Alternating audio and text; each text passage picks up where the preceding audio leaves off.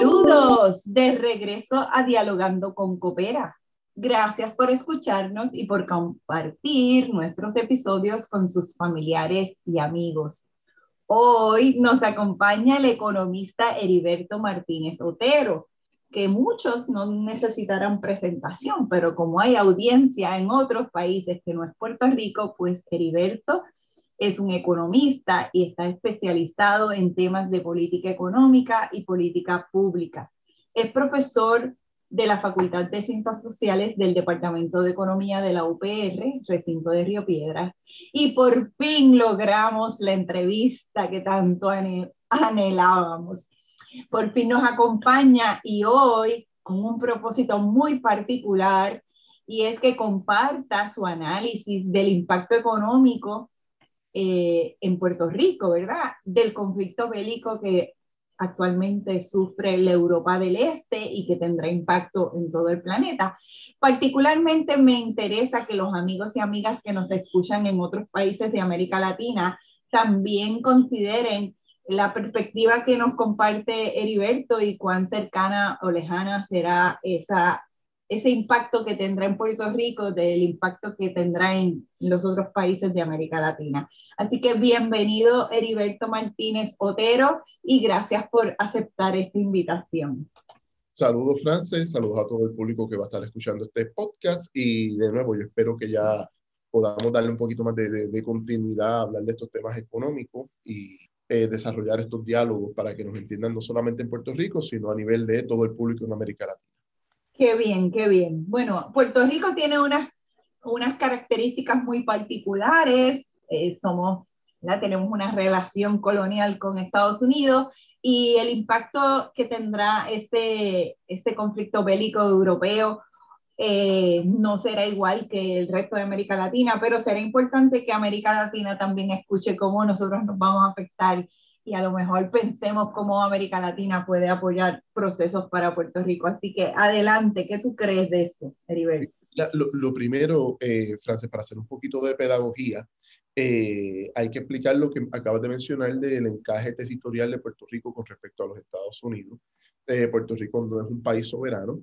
Muchos de nosotros todavía articulamos la idea de que ese encaje territorial de Puerto Rico con respecto a los Estados Unidos es un encaje colonial relativamente clásico, ¿no? Todavía en Puerto Rico hay montones de decisiones de política económica y política pública que no podemos hacer sin autorización de los Estados Unidos y en estos tiempos donde hay una Junta de Control Fiscal que está impuesta sobre las finanzas y la política económica de Puerto Rico por virtud de una ley creada en los Estados Unidos, pues eso prácticamente evidencia de que en Puerto Rico el ejercicio del poder sobre el territorio no le corresponde a los puertorriqueños que aquí vivimos, sino que le corresponde al gobierno federal. Y eso en su momento habrá que darle una solución. Pero en toda esta situación global que está ocurriendo, tiene su impacto en la economía de Puerto Rico porque la economía de Puerto Rico también está relativamente globalizada en términos de lo que es la balanza comercial o lo que son, Frances, las exportaciones y las importaciones. Y me explico bien breve para poder dialogar sobre el tema. Por la naturaleza política de Puerto Rico, el desarrollo económico es lo que nosotros llamamos un desarrollo económico de enclave. ¿Qué significa eso? Que en Puerto Rico prácticamente se produce lo que sea necesario para el proceso económico o de consumo en la metrópoli. En Puerto Rico no se desarrolla, y voy a ser redundante, no se ha desarrollado un modelo de desarrollo económico propio que no sea cosas básicas como turismo, fondos federales, lo que es la ley 22 hoy ley 60, que para el público latinoamericano es una ley para atraer multimillonarios a Puerto Rico que no paguen impuestos federales en los Estados Unidos, pero que entonces en Puerto Rico paguen tasas contributivas por debajo de lo que pagamos los profesionales y trabajadores como contribución sobre ingresos o en el contexto latinoamericano, contribución sobre la renta, ¿no? El dinero que nosotros devengamos por nuestra productividad.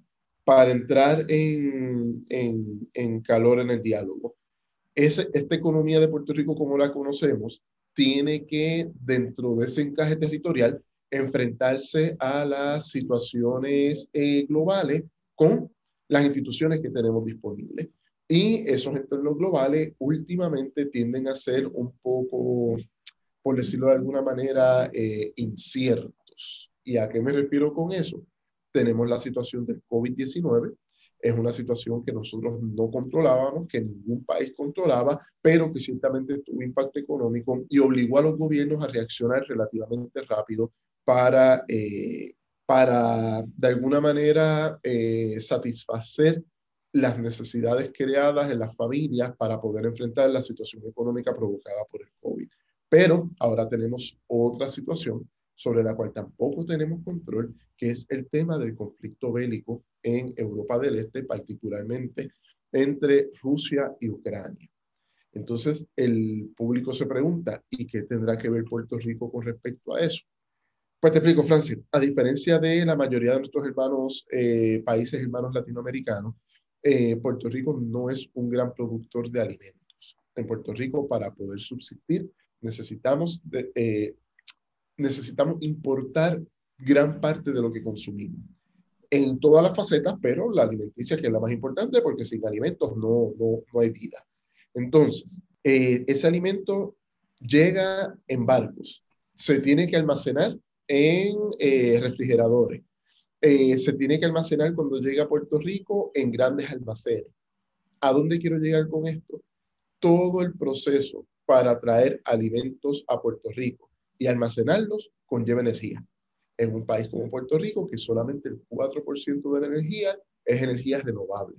Por lo tanto, este conflicto, ¿qué nos está trayendo de manera inmediata, Frances? Aumento en la gasolina, aumento en los costos de la luz y aumento en prácticamente todos los costos de vida. O sea, la realidad nos sigue dando en la cara. Un país completamente dependiente del petróleo como fuente de energía, se encuentra que un conflicto bélico va a tener impacto en el costo y en el acceso al petróleo. Así que de manera directa nos va a afectar no solo en la gasolina, porque la gente me dice, va a subir la gasolina nada más. Sí, pero la gasolina y el costo de los barcos y el costo de la energía para mantener los alimentos, y eso es una cadena bien grande. Claro, en un contexto en el que Rusia y Ucrania ambos son países, por decirlo de alguna manera, para las dimensiones de Puerto Rico, son países gigantescos, particularmente Rusia, el país territorialmente más grande del mundo.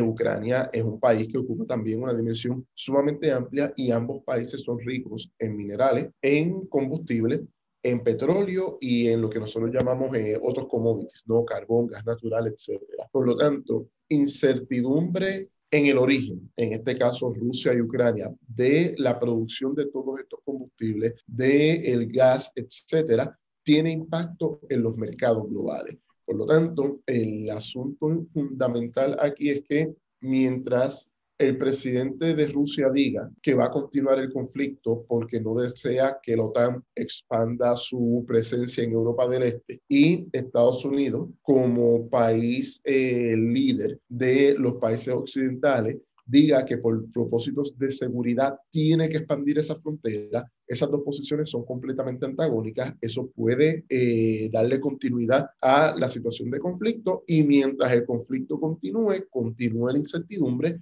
y eso va a hacer presión sobre los precios del petróleo, los precios del gas, los precios del carbón y para un país como Puerto Rico, el aumento en el costo general de vida. Y Francia, aquí hay que mencionar algo importante. A nivel latinoamericano, uno puede ir desde República Dominicana hasta Ciudad de México, pasa por Colombia, pasa por Argentina y Chile, y existen mecanismos, no siempre los más eficientes del mundo, pero existen, de transporte público. O sea, que aunque haya un alza en el transporte público, siempre puede darse la posibilidad de que esa alza sea subsidiada por el Estado. Recordemos que el estallido social en Chile, pudiéramos decir que el trigger, el gatillo para ese estallido social fue cuando aumentaron los precios del transporte en aquel video, no sé si tú lo recuerdas, que los estudiantes comenzaron a brincar por encima de las vallas, y eso pues fue escalando hasta llegar a lo que se conoce como el estallido social en Chile, con los resultados políticos que eso ha tenido. Pero lo importante que quiero mencionar es que tienen la infraestructura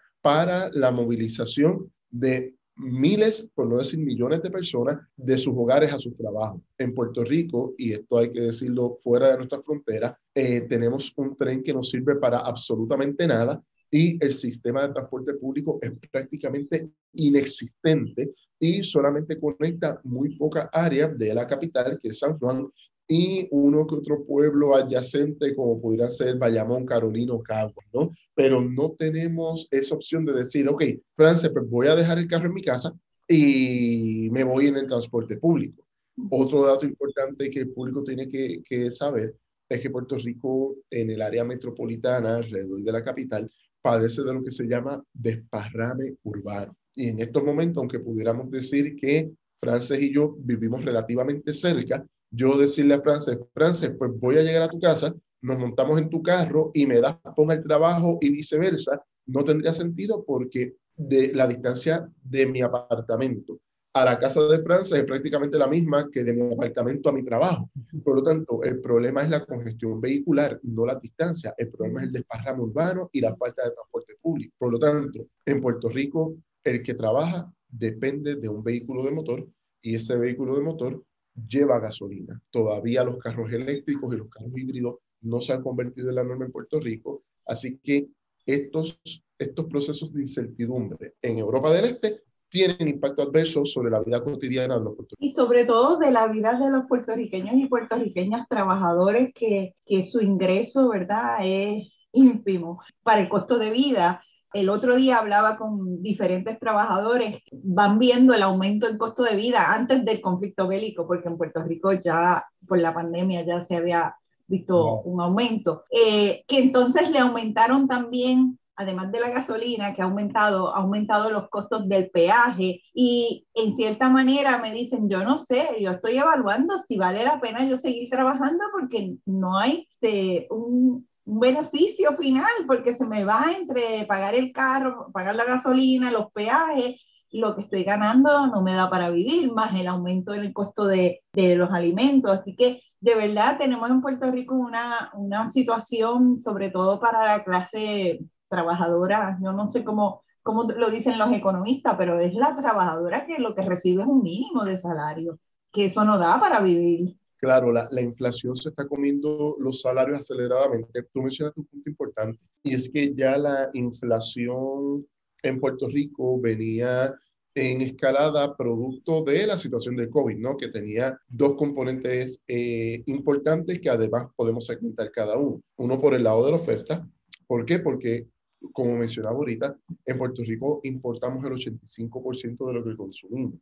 Por lo tanto, cuando empiezan a darse las distorsiones en las cadenas de distribución y en origen, no en el proceso productivo, eso generó escasez y aumentó los precios. Por otro lado, y esto muy común para el público puertorriqueño, pero para los que nos escuchan fuera, Puerto Rico, por ser territorio de los Estados Unidos, cuando hay subvenciones federales para atajar cualquier tipo de crisis como fue lo del COVID, en Puerto Rico también llegan parte de esos fondos federales. Por lo tanto, hubo, por decirlo de alguna manera, mayor dinero en los bolsillos de los ciudadanos por un periodo determinado de tiempo. Esos ciudadanos empezaron a demandar bienes, a demandar productos que a la misma vez eran escasos. Por lo tanto, eso nos empezó a generar una escalada de inflación que ahora se combina con el aumento en la inflación por el lado de la crisis en el este europeo. Así que yo te diría ya, Frances, que la inflación en Puerto Rico llegó a 2 dígitos, se está comiendo el salario de los trabajadores y las familias trabajadoras, debería decir, y el resultado es que puede ser que muchas familias, muchas personas que trabajan, opten por dejar el empleo en la economía formal, tomar parte de los fondos federales del Estado asistencialista estadounidense y trabajar en la informalidad, que eso es una situación muy típica de Puerto Rico, que no necesariamente es típica en el resto de los países latinoamericanos. En Puerto Rico es perfectamente normal que una persona viva del Estado asistencialista del gobierno estadounidense y trabaje en la economía informal de manera irregular, o podríamos decir, para que todos nos entendamos, contratos en negro, y haga más dinero de esa manera que trabajando en la economía formal. Y entonces eso lleva a la situación de distorsiones en el mercado de trabajo de Puerto Rico también. Y Francia, algo que no se me puede quedar y bien importante, los puertorriqueños por el encaje territorial con respecto a los Estados Unidos pueden viajar libremente a los estados. Por lo tanto, Puerto Rico se convierte en lo que nosotros llamamos un mercado laboral abierto. Si un economista mexicano quiere ir a trabajar al estado de Texas, tiene que regularizarse y tiene que pasar por unos procesos. Si yo como economista quiero ir al estado de Texas, lo que necesito simplemente es encontrar un empleo y me puedo mudar inmediatamente sin necesidad de una tarjeta verde, una green card. Y eso entonces lo que ha provocado también es un fenómeno de que ahora mismo tenemos más puertorriqueños viviendo en los Estados Unidos que en Puerto Rico, y eso está creando problemas de sustitución en los empleos, de sustitución para sostener los sistemas de retiro. O sea, nos está creando una situación bien complicada que ya estábamos trabajando en ella y ahora este conflicto en Europa del Este nos los pone un poco más complicado todavía. Heriberto, a mí me encantaría que no nos quedáramos en la descripción del posible impacto o el impacto que esperamos que va a tener el conflicto bélico, sino que veamos también posibilidades de cómo los puertorriqueños y las puertorriqueñas nos organizamos para atender este reto grandísimo que vamos a tener. Y en el caso particular, ¿verdad? No sé si coincides conmigo, pero yo sí creo que muchas comunidades están realizando proyectos comunitarios, proyectos eh, de agricultura, proyectos de comedores sociales, o sea, que el pueblo se está organizando también para atender el problema de la seguridad alimentaria, porque definitivamente en una crisis como esta, los más vulnerables serán las comunidades pobres y ¿verdad? Desde mi punto de vista, yo considero que sería bien importante que las personas se empiecen a conectar, a organizar para atender esa posible hambruna, ¿verdad? Esa posible falta de alimentos disponibles. Y porque si no hay los ingresos para tener los alimentos, si nosotros no tenemos agricultura suficiente para sobrevivir, ¿cómo manejamos esta situación? Y me parece bien importante los proyectos de economía solidaria y social que están surgiendo en Puerto Rico. ¿Qué tú opinas de eso? Mira, yo te diría, Frances, que en Puerto Rico todo lo que es la ortodoxia en la política pública y política económica, las prácticas tradicionales, fracasaron. O sea, en Puerto Rico tenemos realmente, en toda esta situación que estamos hablando, un quiebre institucional del aparato del Estado para lograr satisfacer necesidades humanas. ¿Cuál ha sido la respuesta de los puertorriqueños?